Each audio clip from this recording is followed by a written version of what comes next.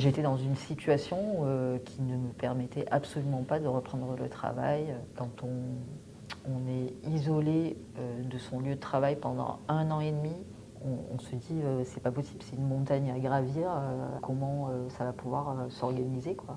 Et là, l'idée du rendez-vous de liaison, puis du coup de laisser encadrer, c'est de se dire que plutôt que de travailler sur ce qui empêche, c'est de travailler sur ce qui est possible. L'objectif aussi de laisser encadrer, c'est de permettre aux salariés de reprendre le travail, mais que ce soit aussi pérennisé.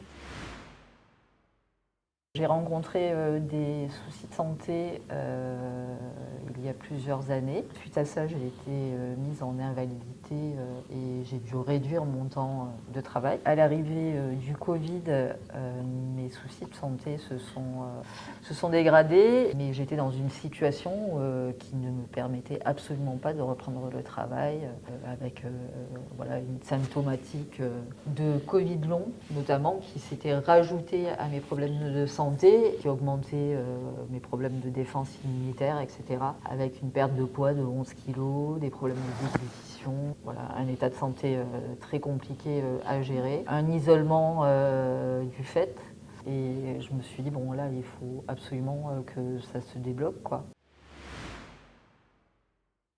Et effectivement, en ayant participé à des ateliers sur la cellule de prévention de la désinsertion, du coup, on avait quelques éléments effectivement liés à la loi santé. Ça tombait à point nommé parce qu'on avait d'un côté Géraldine qui était dont l'attachement à la question de la chose du travail, en termes de lien social, d'utilité sociale, etc., n'était plus à démontrer. Je me suis dit qu'effectivement, c'était une belle opportunité à saisir pour essayer de remettre le pied à l'étrier, quoi, sans pression, sans voir si j'étais en capacité d'aller me tester et de revenir au travail, quoi. Il y a eu une première rencontre donc avec Madame Laubier, Monsieur Fernandez, donc l'employeur, Cap Emploi et moi-même. Et puis ça a été un moment en fait de réflexion en fait sur la mise en place de l'essai encadré.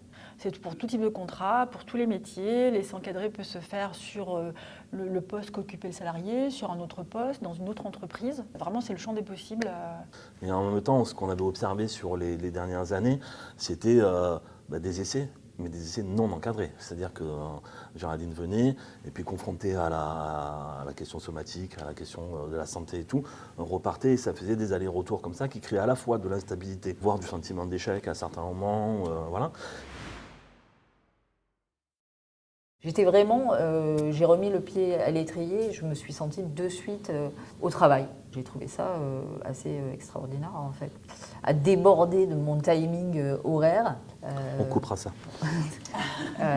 Parce que j'avais des notes à faire, ou ça permet vraiment d'être en situation de travail tout en étant en arrêt maladie encore. Ce qui était intéressant dans la démarche aussi, c'était qu'on n'était pas dans un fonctionnement binaire, c'est-à-dire on est dedans ou on est dehors par rapport au travail. Et que là, on arrive à graduer la réponse finalement en créant de façon provisoire un entre-deux entre on n'est pas tout à fait dedans parce qu'on est en arrêt maladie, mais on n'est pas tout à fait dehors parce qu'on est quand même en situation de s'expérimenter au travail pour vérifier.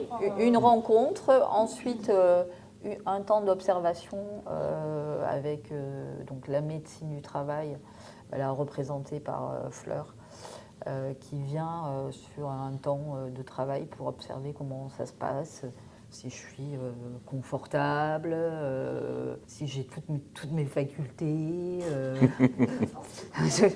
Non, j'exagère un petit peu, mais... En tout cas, nous, on soutient cette démarche-là de laisser encadrer pour la blague, parce que d'abord, ça ne coûte rien, qu'on est de toute façon très confortable, nous, parce que finalement, on est tellement accompagné dans ce processus-là que finalement, on a une position un peu passive, tranquille, on s'adapte, on fait des efforts, ça ne nous engage à rien. En plus, parce qu'on peut très bien dire à un moment donné non.